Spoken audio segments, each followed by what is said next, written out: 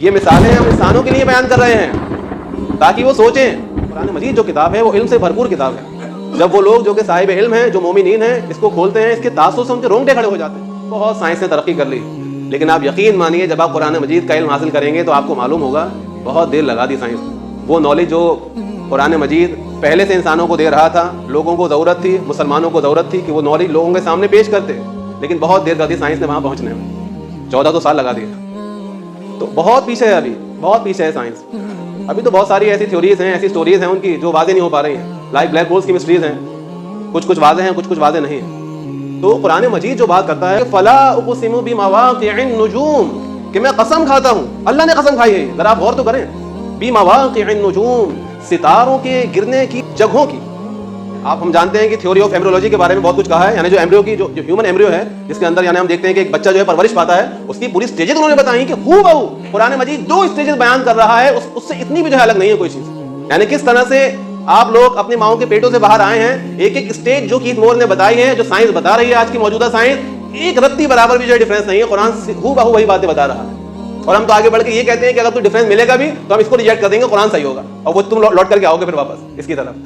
تو قرآن وہ کتاب ہے، لیکن جب اللہ کے علم کی بات آتی ہے تو اپنے علم کا تعارف کراتا ہے، وَلَا يُحِيطُونَ بِشَيْءٍ مِّنْ عِلْمِهِ إِلَّا بِمَا شَاءَ۔ اپنے علم میں سے جس کو چاہتا ہے تھوڑا تھوڑا نوازتا رہتا ہے، لیکن تم اس کے علم کو سمیٹنا چاہو، احاطہ کرنا چاہو، امپاسبل، لا متناہی علم، پوری کائنات کا کیوں نہ ہو، بنایا اسی نے۔ الا يعلم من خلق، ارے وہی نہیں جانے گا جس نے پیدا کیا ہے۔ الحمدللہ رب العالمین والصلاة والسلام علی رسولہ الکریم وإن اللہ علی کل شیء قدیر ہے، ان اللہ بکل شیء علیم ہے۔ من لم یتغنى بالقرآن فلیس منا، او کما قال رسولنا صلی اللہ علیہ وسلم۔ تمام قسم کی حمد و ثنا، کبریائی، بڑائی، جلالت، بزرگی اللہ رب العالمین کے لیے لائق و زیبا ہے۔ کوئی بھی ایک ایسی شے نہیں ہے جو اس کے علم سے باہر ہو، جو سب سے زیادہ علم والا، ہر چیز کا جاننے والا۔ قرآن مجید میں سورہ حشر میں اللہ تعالیٰ نے قرآن مجید کی عظمت کو بیان فرمایا ہے کہ لو انزلنا هذا القرآن على جبل لرأيته خاشعا متصدعا من خشیۃ اللہ، کہ اگر ہم اس قرآن کو، یعنی اشارہ بھی فرمایا گیا، هذا القرآن، یعنی یہ جو پڑھائی پڑھی جا رہی ہے انسانوں کے سامنے، اس کو انسانوں پہ پیش کیا جا رہا ہے، اگر اس پڑھائی کو اور اس مخصوص کلام کو ہم کسی پہاڑ پر اتار دیتے تو تم دیکھتے وہ لرز جاتا اور پھٹ جاتا، کہ اتنا عظیم کلام ہے کہ اگر اس کو کسی پہاڑ پر نازل فرما دیا جاتا تو وہ، اگر اس کے اندر کچھ نہ کچھ شعور ہوتا۔ آپ ذرا غور کریں آیت کی مثال میں، یعنی وہ تو جامد پہاڑ ہے، اس کے اندر انٹلیکٹ نہیں ہے، اس کے اندر عقل نہیں ہے، لیکن مان لیجئے اگر اس کے اندر عقل ہوتی، اس کے اندر شعور ہوتا تو وہ پہاڑ بھی دب جاتا اور پھٹ جاتا۔ وَتِلْكَ الْأَمْثَالُ نَضْرِبُهَا لِلنَّاسِ لَعَلَّهُمْ يَتَفَكَّرُونَ۔ یہ مثالیں ہم انسانوں کے لیے بیان کر رہے ہیں تاکہ وہ سوچیں، اس چیز کے بارے میں سوچیں کہ اگر پہاڑ پہ بھی یہ نازل ہو جاتا اور اس کے اندر کا انٹلیکٹ ہوتا، سوچنے سمجھنے کی قوت ہوتی، شعور ہوتا، تو وہ بھی دب کر کے پھٹ جاتا، لرز جاتا۔ وہ اے انسان، تجھے کیا ہو گیا ہے کہ اس کلام الہی کے تاثر سے تیرے رونگٹے بھی کھڑے نہیں ہوتے، تیرے اندر خشیت طاری نہیں ہوتی؟ تجھے کیا ہو گیا ہے؟ لوگ اس کی طرف، اس کلام الہی کی طرف وہ توجہ کیوں نہیں دیتے جو دینا چاہیے؟ تِلْكَ الْأَمْثَالُ نَضْرِبُهَا لِلنَّاسِ، یہ وہ مثالیں ہیں جو ہم لوگوں کے لیے پیش کر رہے ہیں، پہاڑوں کے لیے نہیں، تمہارے لیے، لوگوں کے لیے۔ لعلہم یتفکرون، تاکہ وہ سوچیں ان مثالوں کے اندر جو مثال میں نے پیش کی ہے، یعنی اللہ تعالیٰ نے۔ قرآن مجید کی عظمت کے بارے میں جب غور کیا جاتا ہے اس سے دل میلٹ ہوتے ہیں، دل لوگوں کے پگھلتے ہیں، ان کے اوپر خشیت طاری ہوتی ہے، ان کے رونگٹے کھڑے ہو جاتے ہیں۔ لیکن یہ انسان اور آدم کی اولاد کو کیا ہوا ہے کہ جب اس کے سامنے تلاوت ہوتی ہے یا وہ اس کو پڑھتا ہے یا وہ جب اس کو سنتا ہے تو بے توجہی کا معاملہ کرتا ہے، اگنورینس کا ایٹیٹیوڈ اپناتا ہے۔ اس انسان کو کیا ہو گیا ہے؟ یہ قرآن مجید کی وہ عظمت ہے جو عظمت اللہ تعالیٰ انسانوں کو بتا رہا ہے کہ اس عظمت کو پیدا کرنے کی ضرورت ہے۔ اور یہ عظمت کیسے پیدا ہوگی؟ جب قرآن مجید کی آیتوں میں غور کرے گا، ان کو سیکھے گا، علم سیکھے گا، تو گریجولی، رفتہ رفتہ، سلولی اس کے اندر وہ احساسات اور وہ باتیں پیدا ہوں گی جو اللہ تعالیٰ کو مطلوب ہے۔ خیرکم من تعلم القرآن وعلمہ، بہترین لوگ وہی ہیں جو قرآن مجید کو سیکھنے میں لگ جائیں اور دوسروں کو سکھانے میں لگ جائیں۔ اس سے بڑی کیا بات ہوگی؟ اللہ کے رسول صلی اللہ علیہ وسلم نے ڈیفائن فرما دیا کہ بہترین لوگ وہ ہیں جو قرآن مجید سیکھنے میں لگے ہوئے ہیں، سیکھیں اور لوگوں کو سکھانے میں لگے ہوئے ہیں، یہ بہترین لوگ ہیں۔ اب ہم دیکھ لیں کہ ہمارا شمار کن لوگوں میں ہوتا ہے۔ تلاوت کرنے والا نہیں کہا، قرآن مجید کے حروف کو صرف سیکھنے والا نہیں کہا، قرآن مجید کے علم کو سیکھنا، قرأت کے سیکھنے کی بات نہیں چل رہی ہے صرف، قرآن مجید کے علم کو سیکھنا، جو علم لے کر کے قرآن مجید آیا ہے دنیا میں، تو جو اس کو سیکھ رہے ہیں وہ بہتر ہیں، اور جو سکھانے میں لگے ہوئے ہیں اس کے علم کو وہ بہتر ہے۔ یہ ڈیفائن کر دیا قرآن مجید کی عظمت۔ قرآن مجید جو علم پیش کرتا ہے وہ لامتناہی علم ہے، اس کی کوئی لمٹ نہیں، اللہ تعالیٰ کے علم کی کوئی لمٹ نہیں۔ موجودہ دور میں ہم بایولوجی، کیمسٹری، فزکس، اتنے سبجیکٹس ہم پڑھتے ہیں، جب ان سب کو ہم پڑھتے ہیں تو انسان یہ سمجھتا ہے کہ آج سائنس اینڈ ٹیکنالوجی کہاں پہنچ چکی ہے۔ ہم لوگ فزکس پڑھتے ہیں، چاند اور چاند سے آگے ہمارا سولر سسٹم سے آگے ہماری گلیکسی، اور بے شمار گلیکسیز پوری کائنات کے اندر پھیلی ہوئی ہیں، بہت سائنس نے ترقی کر لی۔ لیکن آپ یقین مانیے جب آپ قرآن مجید کا علم حاصل کریں گے تو آپ کو معلوم ہوگا بہت دیر لگا دی سائنس نے۔ وہ نالج جو قرآن مجید اپنے علم کی بنیاد پر پہلے سے انسانوں کو دے رہا تھا، لوگوں کو ضرورت تھی، مسلمانوں کو ضرورت تھی کہ وہ نالج لوگوں کے سامنے پیش کرتے کہ قرآن مجید کیا نالج دے رہا ہے تمہیں، کائنات کے چپے چپے کی نالج قرآن مجید دے رہا ہے۔ لیکن بہت دیر کر دی سائنس نے وہاں پہنچنے میں، 1400 سال لگا دیے۔ تو بہت پیچھے ہے، ابھی بہت پیچھے ہے سائنس۔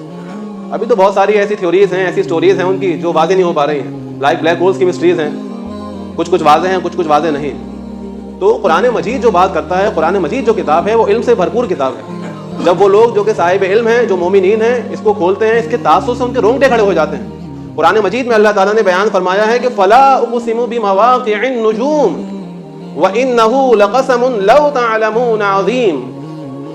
اللہ نے قسم کھائی ہے کہ میں قسم کھاتا ہوں، اللہ نے قسم کھائی ہے، ذرا آپ غور تو کریں، بمواقع النجوم، ستاروں کے گرنے کی جگہوں کی۔ اور آگے کیا بات ارشاد فرمائی اس عظیم رب العالمین نے، وَإِنَّهُ لَقَسَمٌ لَوْ تَعْلَمُونَ عَظِيمٌ، اور یہ ایک بہت بڑی قسم ہے لیکن اگر تم جانو، لَوْ تَعْلَمُونَ عَظِيمٌ۔ ان تلاوت کرنے والے عمومی حضرات یہ آیت پڑھ کر کے نکل جاتے ہیں، ترجمہ بھی پڑھتے ہیں اس کا، انگلش ٹرانسلیشن، اردو ٹرانسلیشن، کوئی بڑی قسم معلوم نہیں ہوتی، کیا بڑی قسم ہے اس میں، کنڈیشن لگا دی لَوْ تَعْلَمُونَ عَظِيمٌ، اگر تم جانو۔ بلیک ہولز کا ذکر آج ہمارے یہاں ہوتا ہے۔ میں بتانا چاہ رہا ہوں قرآن مجید علم سے بھرپور کتاب ہے، تبیانا لکل شیء ہے، ہر چیز کی وضاحت اس کے اندر ہے۔ وہ آنکھیں چاہیے، وہ عقل چاہیے، وہ شعور چاہیے، وہ علم چاہیے جو اس کو تلاش کرے۔ عربی زبان میں وہ مہارت چاہیے، سائنسی علوم میں وہ مہارت چاہیے کہ ان چیزوں کو تلاش کر کے لوگوں کے سامنے پیش کر دیں۔ سمجھداری یہ تھی کہ آپ پہلے سے ان لوگوں کو بتاتے، جب وہ چیزیں منظر عام پہ آ گئیں تب ہم کہتے ہیں ارے یہ تو قرآن مجید کے اندر پہلے سے لکھا ہوا تھا۔ آپ پہلے کہاں تھے؟ آپ نے خود محنت نہیں کی، محنت غیروں نے کی، آپ نے کوئی محنت نہیں کی، لیکن جب وہ ساری چیزیں پھر آپ نے ٹیلی کی ہیں تو قرآن مجید کے اندر بھی اس طرح کی بات کچھ کہی گئی ہے اس سے ریلیٹڈ، تو آپ نے کہہ دیا کہ یہ تو قرآن مجید کے اندر بھی ہے۔ سوال یہ پیدا ہوتا ہے آپ نے کیا کیا، آپ نے کیا غور و خوض کی، آپ نے کیا تدبر کیا؟ یہ میرے خیال سے ایک احمقانہ ایک ان کا رویہ ہے، میں سمجھتا ہوں، کیونکہ جو کتاب غور و فکر کے لیے دی گئی تھی، جو کتاب اس لیے دی گئی تھی کہ لوگوں کو بتاؤ کھول کھول کر کے کہ اس کے اندر کیا علم موجود ہے، اس علم کو ہم نے لوگوں کے سامنے پیش نہیں کیا۔ اور میں آپ لوگوں سے مطالبہ کرتا ہوں کہ اپنے نوجوانوں کو اور ہماری جو نئی نسل آ رہی ہے ان کو سائنس پڑھوائیں، بایولوجی پڑھوائیں۔ یہ کوئی الگ سے علم نہیں ہے، یہ کس نے تفریق کی کہ صاحب ایک دنیاوی علم ہے اور یہ جو ہے دینی علم ہے۔ یہ بایولوجی، فزکس اور کیمسٹری اور یہ سائیکولوجی یہ سب دنیاوی علم ہے، اور یہ قرآن کا جو علم ہے، دینی علم جو ہے یہ الگ علم ہے۔ دونوں کو بالکل ہم نے جدا کر دیا۔ آپ یقین جانیے بایولوجی کس چیز کو کہتے ہیں، یعنی لیونگ آرگینزم کو جاننے کا نام، یعنی آپ کے اندر یہ میملز اور ان لیونگ کریچرز کو جاننے کا نام وہ بایولوجی ہے۔ آپ کے اندر جو سیلز ہیں، جو آرٹریز ہیں، جو نروز ہیں، جو وینز ہیں، وہ کیسے کام کر رہے ہیں، یہ بایولوجی ہے۔ یعنی اللہ تعالیٰ کی کریشن کو، جو لیونگ آرگینزم ہیں، جو لیونگ تھنگس ہیں، ان کو جاننے کا نام ہی تو بایولوجی ہے۔ تو اللہ سے آپ کہاں دور ہو گئے؟ فزیکل لاز، کائنات کیسے کام کر رہی ہے، یہ ساؤنڈ ویو یہ کس طرح سے کام کرتی ہیں، یہ گروتواکرشن، یہ گریویٹیشنل فورس، اس کا وجود کیسے ہے اور یہ کیسے کام کرتی ہے، کیا یہ ساری چیزیں اللہ کے علم سے باہر ہیں؟ کیا یہ اللہ تعالیٰ کی کریشن نہیں ہے؟ پورا قرآن آپ پڑھ جائیے، جگہ جگہ اللہ تعالیٰ غور و فکر کی دعوت دیتا ہے کہ اس کی کائنات کے اندر غور کرو۔ ہم کہتے ہیں فزکس دنیاوی علم ہے، اس کا علم سے جو ہے کوئی تعلق ہی نہیں ہے، تفریق کر دی ہم نے۔ اللہ کی بنائی ہوئی کریشن کو، اس کے لاز کو پہچاننا، کس طرح سے یہ کائنات کیسے کام کر رہی ہے، یہ فزکس ہے۔ کیمسٹری کیمیکل ریئیکشن کو جاننے کا نام ہے کہ اس نے چیزوں کے اندر کیا تاثرات رکھے ہیں، یہ کیمسٹری ہے۔ تو آپ اللہ سے کہاں دور جا رہے ہیں، آپ تو قریب آ رہے ہیں۔ جیسے جیسے آپ یہ آتھینٹک علم حاصل کریں گے فزکس، کیمسٹری، بایو کا، تو آپ کو معلوم ہوگا کہ اللہ کیسی عظیم ذات ہے، اس نے کیسا بنایا ہے پوری کریشن کو، اس نے کیسے فزیکل لاز اس کائنات کے اندر رکھے ہیں، یہ چیزوں کے اندر کیا ریئیکشن ہوتا ہے، کیسے زندگی کا وجود ہے۔ لیکن افسوس کا مقام یہ ہے کہ قرآن مجید کی بہت سی ایسی آیات ہیں جو اگر ایک انسان ان تمام چیزوں کا علم حاصل نہ کرے تو ایک یوں ہی سا گزر جاتا ہے بس ان آیتوں کو پڑھ کر کے۔ جاننے والے لوگ جب اس میں غور و خوض کرتے ہیں وہ کہتے ہیں کہ یہ تو سب کائنات کے بارے میں اللہ تعالیٰ بتا رہا ہے، تو وہ ایک سٹار کیسے بلیک ہول بن جاتا ہے، بلیک ہول میں تبدیل ہوتا ہے۔ اللہ تعالیٰ اس آیت کے اندر کہتا ہے کہ میں قسم کھاتا ہوں ستاروں کے گرنے کے جگہوں کی، کوئی بھی اسٹار اگر اپنے اندر سے اس کے اندر ایک ماس پیدا ہوتا ہے، جب وہ اپنا ویٹ گین کرتا ہے تو وہ نیچے گرتا ہے، آس پاس کے جو ہے سرفیس کو بہت زیادہ افیکٹڈ کرتا ہے وہ، تو وہ ایک اسٹار کیسے بلیک ہول بن جاتا ہے، بلیک ہول میں تبدیل ہوتا ہے. اللہ تعالیٰ اس آیت کے اندر کہتا ہے کہ میں قسم کھاتا ہوں ستاروں کے گرنے کے جگہوں کی. اللہ تعالیٰ واضح طور پر ارشاد فرما رہا ہے. یہ بہت بڑی بات ہے. اللہ کہتا ہے اگر تم جانو، سب کے لیے نہیں، سب پڑھتے ہوئے چلے جائیں گے ایسی آیت کو، لیکن اگر تم نے اس کے بارے میں جان لیا کہ یہ سب کچھ کیسے ہوتا ہے اور وہ ستارہ کہاں سے کہاں بلیک ہول دکھتے بھی نہیں ہیں، یہ بڑی انٹرسٹنگ فیکٹ ہے. آپ اس کے اوپر کا تو دیکھ لیں گے، لیکن جب وہ اندر چلا گیا اور وہ اوپر جو آپ کو دکھ رہا ہے بلیک چیز جو ہے وہ اندر جا چکا ہے، جو اسٹار ہے وہ بہت بہت نیچے جا چکا ہے. نیچے اندر سے زمین کے نیچے نہیں، ہمیں معلوم ہے صاحب چاروں طرف آسمان ہے ہمارے، ہم تو ایک بال کے اوپر رہ رہے ہیں، چاروں طرف ہمارے کیا ہے وہ آسمان ہے، تو وہ نیچے جا چکا ہے، یعنی کہ وہ اس آسمان سے دوسرے آسمان میں جو ہے وہ چلا جاتا ہے. پر جو بھی اللہ نے جو اس طرح کی لیئرز بنائی ہیں، تو بہت ساری اس کائنات کے اندر مسٹریز ہیں جو ابھی تک سالو نہیں ہوئی ہیں. بہت ساری ابھی ایسی باتیں ہیں جو سائنس ابھی تک سالو نہیں کر پائی ہے، اس کے اندر جو ہے کوشش میں لگی ہوئی ہے. لیکن قرآن مجید کا مطالعہ کرنے والا اور ان علوم سے واقف ہو کر کے پھر قرآن مجید کا مطالعہ کرنے والا، اس کے اوپر پوری دنیا جو ہے ہو جائے گی، اس کے رونگٹے کھڑے ہو جائیں گے. کیتھ مور غالباً ایک ایمبریولوجی کے ایک بہت ماہر ڈاکٹر ہیں، انہوں نے ہم جانتے ہیں کہ تھیوری آف ایمبریولوجی کے بارے میں بہت کچھ کہا ہے. یعنی جو ایمبریو کی جو ہیومن ایمبریو ہے، اس کے اندر یعنی ہم دیکھتے ہیں کہ ایک بچہ جو ہے پرورش پاتا ہے، اس کی پوری اسٹیجز انہوں نے بتائی کہ ہو بہو قرآن مجید جو اسٹیجز بیان کر رہا ہے اس سے اتنی بھی جو ہے الگ نہیں ہے کوئی چیز.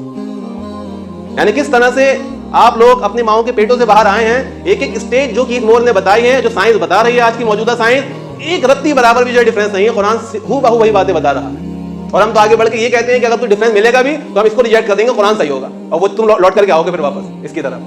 تو قرآن وہ کتاب ہے، آپ کسی پرسنالٹی کو دیکھنے کے بعد اس کے لیے متعین کر دیں گے کہ یار اس کی باتوں سے یہ معلوم ہوتا ہے کہ یہ بہت بڑا فزیشین ہے کوئی، یار اس کی باتوں سے معلوم ہوتا ہے کہ بہت بڑا کوئی ڈاکٹر ہے. یہ آپ نے اس کے علم کو سمیٹ دیا، یعنی آپ نے اس کو علم کو ڈیفائن کر دیا، تو آگے کی ذات نہیں ہے. یہ بہت بڑے فزکس کے جاننے والے ہیں، یہ بہت بڑے جو ہے ماہر آدمی کیمسٹری کو جاننے والے ہیں. البرٹ آئنسٹین بہت بڑا جو ہے وہ فزکس کا جاننے والا گزرا ہے، تو آپ وہ فزکس کا بہت بڑا جاننے والا تھا، اور سبجیکٹس کے بارے میں کچھ معلوم نہیں، فزکس کا ماہر تھا وہ. نیوٹن فزکس کا ماہر تھا وہ. اور جب اللہ تعالیٰ اپنے علم کی بات کرتا ہے تو کہتا ہے وَلَا يُحِيطُونَ بِشَيْءٍ مِّنْ عِلْمِهِ، اس کا وہ علم ہے کہ تم اس کے جو ہے وہ باؤنڈ نہیں کر سکتے، اس کا جو ہے وہ احاطہ نہیں کر سکتے، اس کا وہ علم. ان سب کا تم نے احاطہ کر لیا، ان سب کو تم نے جو ہے وہ سمیٹ کر کے بتا دیا کہ یہ کون تھے. لیکن جب اللہ کے علم کی بات آتی ہے تو اپنے علم کا تعارف کراتا ہے وَلَا يُحِيطُونَ بِشَيْءٍ مِّنْ عِلْمِهِ إِلَّا بِمَا شَاءَ. وہ اپنے علم میں سے جس کو چاہتا ہے تھوڑا تھوڑا نوازتا رہتا ہے، لیکن تم اس کے علم کو سمیٹنا چاہو، احاطہ کرنا چاہو، امپاسبل. لا متناہی علم، پوری کائنات کا کیوں نہ ہو، بنایا اسی نے. الا یعلم من خلق، ارے وہی نہیں جانے گا جس نے پیدا کیا ہے. وہو اللطیف الخبیر، وہ تو بڑا ہی باریک بین ہے، لطیف ہے، خبیر ہے. تو جب اللہ کے علم کی بات آتی ہے تو رونگٹے علم والوں کے کھڑے ہو جاتے ہیں، لیکن ان لوگوں کے جو جانتے ہیں. ہماری عالمیہ بہت ہو چکا ہے، ہم دیکھتے ہیں کہ یہ ایک فیلڈ کا ماہر ہے، مثال کے طور پہ تو ہم سمجھتے ہیں اس کو ہر چیز کی انفارمیشن شاید ہوگی. ایک فزکس کا جاننے والا ہے، ہم سمجھتے ہیں اگر یہ فزکس کا جاننے والا ہے تو یہ پولیٹکس کا بھی بہت اچھی طرح سے جاننے والا ہوگا، لیکن ایسا نہیں ہوتا ہے. ہو سکتا ہے پولیٹکس میں وہ بالکل زیرو ہو. ایک ہمارے کو عالم صاحب ہوتے ہیں، ہم سمجھتے ہیں شریعت کے جاننے والے ہیں تو یہ پورے ہر چیز کے جاننے والے ہیں، غلط فہمی ہے. ہو سکتا ہے کہ شریعت کے تو بہت اچھے جاننے والے ہوں، مفتی صاحب ہوں، لیکن سائنس کی ان کو ABCD بھی نہ پتا ہوں. تو ہمارے ایک المیہ یہ ہے کہ ہم جب سمجھ لیتے ہیں کہ یہ اس چیز کے ماہر، ہم سمجھتے ہیں ہر چیز ان کو جو ہے نالج ہے، وہ صرف ایک اللہ کی ذات ہے. تو فلا اقسم بمواقع النجوم، میں نے آیت آپ لوگوں کے سامنے اس لیے رکھی ہے تاکہ ہم لوگ قرآن مجید کی عظمت کو سمجھیں. قرآن مجید کیا علم لے کر کے انسانوں کے سامنے آیا ہے، اپنے بچوں کو متعارف کرائیں، اس اعتبار سے ان کی ہم پرورش کریں کہ وہ سائنس اینڈ ٹیکنالوجی کا علم حاصل کریں اور قرآن سے اس کو ریلیٹ کریں. تبھی وہ بن پائیں گے قرآن مجید میں غور و فکر کرنے والے. تبھی جب وہ اس اسٹیج میں آئیں گے تو رونگٹے کھڑے ہوں گے ان کے، کانپیں گے وہ قرآن مجید کو ہاتھ لگاتے ہوئے. قرآن کی آیت ہے نا، اللہ نزل احسن الحدیث کتابا متشابہا مثانیہ تقشعر منہ جلود الذین یخشون ربہم. قرآن کیا، کہاں ایسے لوگ، دنیا ہی میں ہوں گے ایسے لوگ، ان کے رونگٹے کھڑے ہو جاتے ہیں اس کتاب کے تاثر سے. تو قرآن بہت آگے کی بات کرتا ہے. قرآن تو کب سے کہہ رہا تھا کہ یونیورس ایکسپینڈ ہو رہی ہے، ایکسپینڈنگ یونیورس کے بارے میں، کہ والسماء بنیناها بأید وإنا لہ لموسعون. اس آسمان کو ہم نے بنایا ہے اور اپنی پاور سے بنایا ہے، قوت سے بنایا ہے. وإنا لموسعون، اور ہم ہی ہیں جو اس کو وسعت دینے والے ہیں، ایکسپینڈ کرنے والے ہیں. ایڈون ہبل نے ایک بہت بڑی سی دوربین سے اپنے ٹیلیسکوپ کائنات کی چیزوں کو دیکھا، پلینٹس کو دیکھا اور بہت سارے سیاروں کو دیکھا، اور اسے دیکھنے کے بعد اس نے لوگوں کے سامنے یہ چیز پیش کی، یہ ستارے اور سیارے ایک دوسرے سے جدا ہو رہے ہیں، الگ ہو رہے ہیں. یہ اس نے پہلی بار ڈسکور کیا تھا، اس سے پہلے کسی نے یہ چیز پیش نہیں کی تھی. تو اس نے نتیجہ اس سے یہ نکالا جب یہ ایک دوسرے سے الگ الگ ہو رہے ہیں، یہ پلینٹس اور جتنی بھی چیزیں، گیلیکسیز، ہر چیز کو میں دیکھ رہا ہوں، تو اس کا یہ بالکل ایک واضح نشانی ہے کہ ایک کچھ اگر ہم وقت پہلے جائیں گے، اب سے 100 سال پہلے، یہ ایک دوسرے سے قریب ہوں گے، اور پہلے جائیں گے تو اور قریب ہوں گے، اور جب بہت زیادہ پہلے ہم چلے جائیں گے، بہت ہزاروں سال پہلے، تو یہ کہیں نہ کہیں جوائنٹ ہوں گے، ملے ہوئے ہوں گے. تو وہاں سے اس نے ایکسپینڈنگ یونیورس کی جو تھیوری ہے وہ لوگوں کے سامنے رکھی، تھیوری آف ایکسپینشن. کہ یہ کائنات پھیل رہی ہے. قرآن پہلے سے بتا رہا تھا مسلمانوں کو, انسانوں کو, کہ لوگوں کے سامنے پیش کرو اس چیز کو, لیکن اب سے پھر 1450 سال اتنا لمبا وقفہ لیا لوگوں نے پھر اس کو سمجھنے کے لیے کائنات کی اس چیز کو کہ کائنات پھیل رہی ہے. قرآن مجید آپ کو بتا رہا تھا پہلے سے, لیکن کوئی بتانے والا دنیا والوں کے سامنے نہیں تھا. ہونا یہ چاہیے کہ ہم پہلے سے ایک چیز کو ڈسکور کر کے لوگوں کے سامنے بتا دیں, تب وہ قرآن مجید کی طرف آئیں گے کہ یہ بات, ہاں اس سن میں جو ہے ان لوگوں نے یہ بات کہی تھی کہ قرآن مجید میں ایک ایسی آیت ہے جو آگے کے بارے میں جو ہے بتا رہی ہے کہ کیا ہونے والا ہے, جو یونیورسل فیکٹس بتا رہی ہے. اور جب وہ چیز ظہور پذیر ہو جائے تب پھر لوگ آپ کی کتاب کی طرف دیکھیں گے, ہاں یار یہ بات تو بتائی گئی تھی اور یہ 200 سال کے بعد ظہور پذیر ہو گئی, یہ منظر عام پہ آ گئی.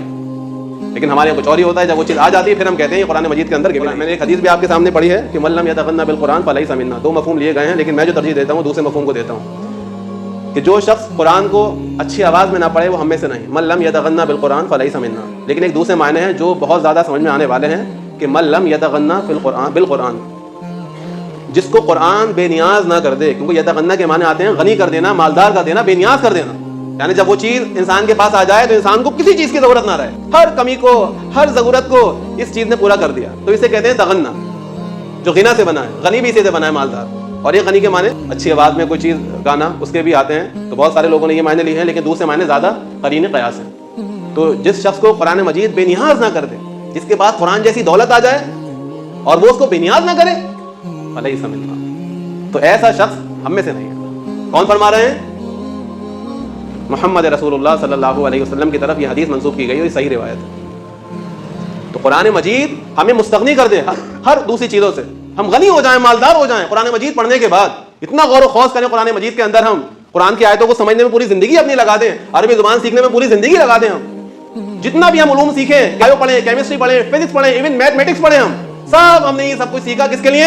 قرآن مجید کو سمجھنے کے لیے. قرآن مجید کی میتھس کیا میتھمیٹکس ہے اس کے اندر, اس پہ تو کتابیں لکھی جا چکی ہیں. تو ہم جتنے بھی علوم سیکھیں برائے کرم یہ جان لیں کہ یہ ایسا نہیں ہے کہ یہ دنیاوی علوم ہے, اس میں ہمیں کوئی ثواب نہیں ملے گا.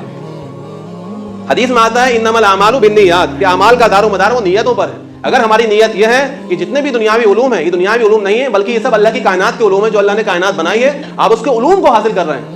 جب آپ ہیومن سائیکولوجی پڑھ رہے ہیں تو اللہ کے علم کو پڑھ رہے ہیں کہ اللہ نے نفسیات کو کیسا پیدا فرمایا ہے, وہ کہیں باہر کی چیز نہیں ہے. یہ سب کچھ سیکھنے کے بعد اور اسی مرحلے میں ہمیں قرآن مجید کو بھی سمجھنا ہے. جب یہ سب سیکھنے کے بعد قرآن مجید کو ایک سچا طالب علم بیٹھ کے پڑھتا ہے تو پھر اس کے رونگٹے کھڑے ہوتے ہیں. اس پہ وہ باتیں آیا بیاں ہوتی ہیں جو لوگوں کو نہیں ہو رہی ہوتی ہیں. بہت سے صحابیوں کے بارے میں ملتا ہے کہ اگر وہ باتیں میں تمہیں بتا دوں جو میں جانتا ہوں تو تم مجھے قتل کر دو گے.